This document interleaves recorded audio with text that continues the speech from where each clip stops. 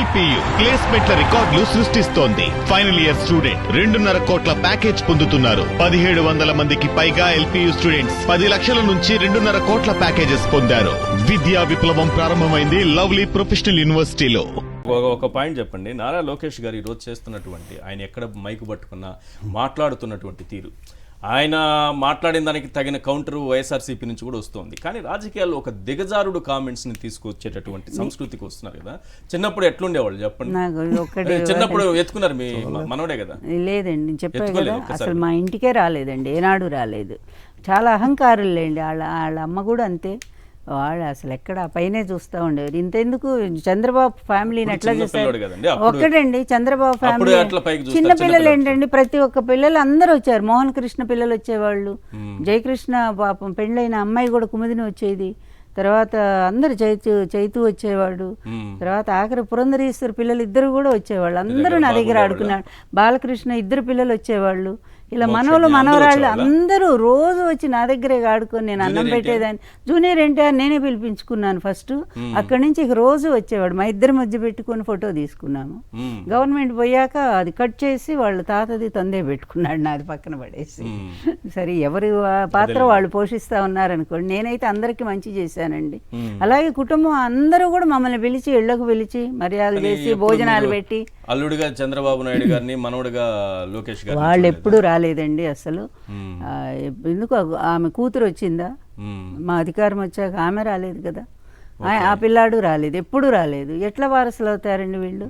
ఎన్టీఆర్కి ఏం సేవ చేశారో చెప్పమనండి. పోనీ ఎన్టీఆర్కి ఏ విధంగా అండగా నిలబడ్డారో చెప్పమండి. నీ తండ్రి ఏమో నిలువునా కూడా ముంచి ఆయన కష్టపడి ఆ వయసులో కూడా పెరాలసిస్ స్ట్రోక్ వచ్చి కూడా ప్రజల్లో తిరిగి మరి ఆయన గెలిస్తే ముఖ్యమంత్రి అయితే అట్లాంటి దాన్ని 8 నెలలు తిరగకుండానే వెన్నుపోటు పొడిచి లాక్కున్నాడే మీ తండ్రి.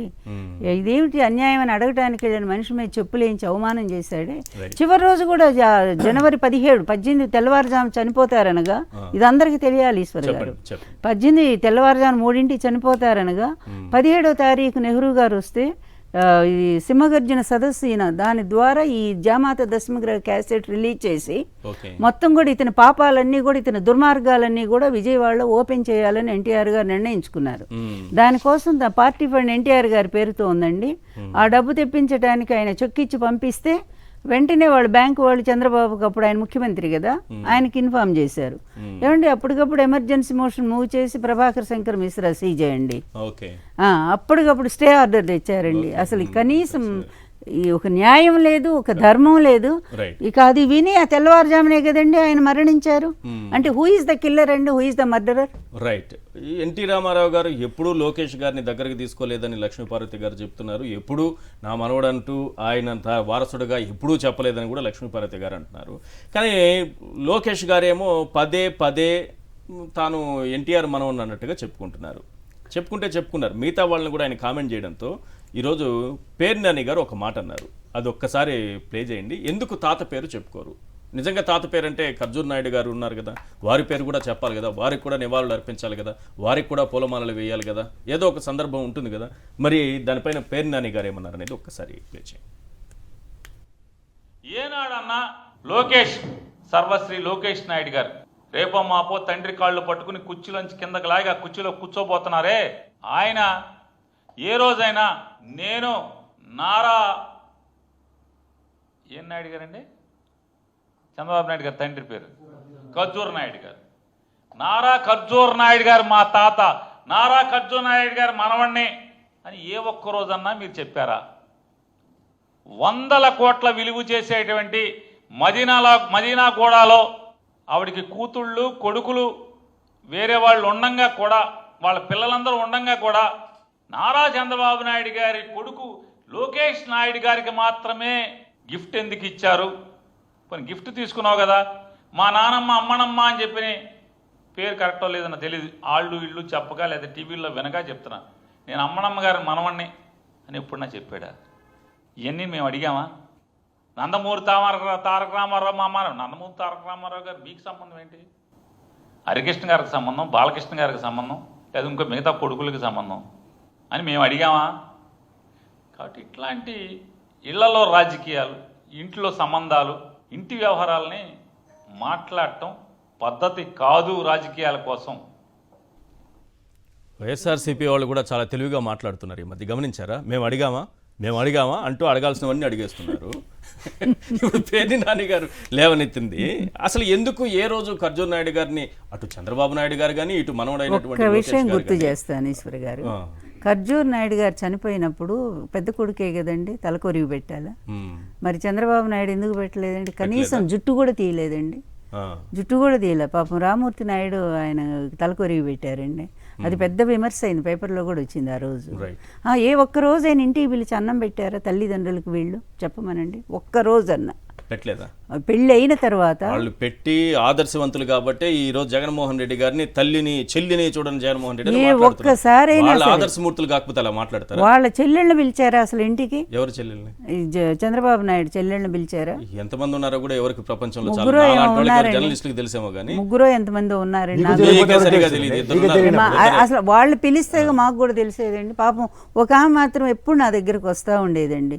ఎన్టీఆర్ చనిపోయినా కూడా ఆమె ఎప్పుడు వచ్చేదండి పాపం. ఇది తిరుపతి ఇది- నుంచి ఇది చాలా వచ్చేవారు. ఇంపార్టెంట్. లక్ష్మీ పార్వతి గారికి కూడా చంద్రబాబు నాయుడు గారికి ఎంతమంది సోదరిమణులు ఉన్నారన్న విషయం కూడా తెలియదు. కానీ మనం మాత్రం జగన్మోహన్ రెడ్డి గారి ఇంట్లో ఉండే ప్రతి ఆడవాళ్ళని వీధిలోకి లాగాలి. మన ఫ్యామిలీ మాత్రం వాళ్ళు. పేరు నాని గారు అడిగింది అది. ఏం చెప్తారు? నేను ఒకటి చెప్పగలను సార్, మీరు జర్నలిస్టే, మీరేమైనా సోఫాల కింద కానీ బాత్రూంలో కానీ కెమెరాలు కానీ మైకులు కానీ ఇంకా పెట్టగలరా? ఆ స్థాయికి ఎదగలేదు. వాళ్ళు పెట్టగలరు అది కాబట్టి రాధాకృష్ణ నిజాలు ఎదగలేదు. ఆ స్థాయికి ఎదగలేదు. రాధాకృష్ణ పెట్టగలరు. ఎదగడం అంటే ఆ స్థాయికి ఎదగలేదు సార్. ఎదగడం అంటే దిగజారడం అని అర్థం. ఆ, అలా ఎదగాలంటే దిగజారాలని ఓకే, అర్థం. అదే. అప్పుడు దిగజారినప్పుడే అలాంటి పనికిమాల మాటలు వస్తాయి. ఉమ్. ఇప్పుడు ఫస్ట్ ఆఫ్ ఆల్ ఆయన సిస్టర్స్ ఎంతమంది ఉన్నారో అవన్నీ మనకైతే మనకి అదే అదే నేను నాకైతే అనవసరం. ఎవరికి చాలా మందికి తెలియదు, అవసరం లేదు కూడా. కానీ కానీ పక్కనోడి ఫ్యామిలీని మాత్రం ఎందుకు లాగాలి మనం? ఇంకా ప్రవచనాలు అదే చెప్తారు చూడండి, అదే సినిమాలో ఉంటుంది, ఆయన అన్ని చెప్తారు కానీ ఆచరించారండి. ఆ, సో మీరు ఎప్పుడైతే సరే ఒక పర్సన్ ఎప్పుడైనా సరే తను చేసిన పని పక్కవాడు చేస్తే ఆచరణ యోగ్యమైనవి చేస్తున్నారని అర్థం. ఆచరణ యోగ్యం కానీ అవతల వాళ్ళు ఆచరిస్తుంటే ఓకే.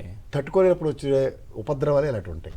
ఉమ్, ఇప్పుడు మీరు ఒకటి గమనించండి, ఇప్పుడు నిజంగా ఆయన ఎవరైనా సగర్వంగా పలానాడు మనవాడిని మేసమే చేసి చెప్తాడు. ఫస్ట్ పౌరుషం వచ్చింది, నేను ఆయన మనవాడిని రా, ఏం కథలు పడుతున్నావు అంటున్నాడు. నేను వైఎస్ రాజారెడ్డి మనవాడిని నన్ను చెప్పుకోగలరు జగన్మోహన్ రెడ్డి. మీరు మీ తాతగారి పేరు చెప్పండి సార్. చెప్తానులేండి. నేను మా జగన్మోహన్ సత్యమూర్తి గారు రెడ్డి మనవాడిని అని రాజకీయాల్లో చెప్తాను. ఉండేవాళ్ళు. చెప్పండి. గర్వంగా ఇలా మూతం మీద చేసి మరీ చెప్తా, ఆ, ఏమైతే అదే వద్దని. ఎందుకంటే వాళ్ళ దగ్గర నుంచి ఇన్హెరెంట్గా మనకు రక్త పౌంసాలు Yes. పౌరుషాలు అవన్నీ వస్తాయి. జీన్స్ వచ్చేది అక్కడి నుంచే మనకు కదా. వచ్చి జీన్స్ ఏంటి? అదే. ఇప్పుడు నిజంగా చెప్తున్నాను, అక్కడి నుంచి రాజకీయ పరిణతి, రాజకీయ జీన్స్ ఖర్జూర్ నాయుడు గారి జీన్స్ కాబట్టి చంద్రబాబు గారికి అంత పరిణతి ఉందని చెప్పగలరు, గర్వంగా చెప్పాలి. అవును, అది అది కరెక్ట్. 2 ఎకరాల ఆసామిని నేను, మా నాన్న ఈరోజు నేను పడ్డ ముఖ్యమంత్రిగా ఈ కష్టానికి. రాష్ట్రానికి ఇన్నేళ్ల పాటు ముఖ్యమంత్రిగా పనిచేసినటువంటి చంద్రబాబు నాయుడు గారు గర్వంగా చెప్పుకోవాలి. సరే ఒకటి మాట చెప్తున్నాను, ఖర్జూర్ నాయుడు గారు అనే వ్యక్తి, ఆయన ఎవరు కూడా మనకు తెలియదు, చంద్రబాబు నాయుడు నాన్నగారు అని చెప్తూ ఉంటారు.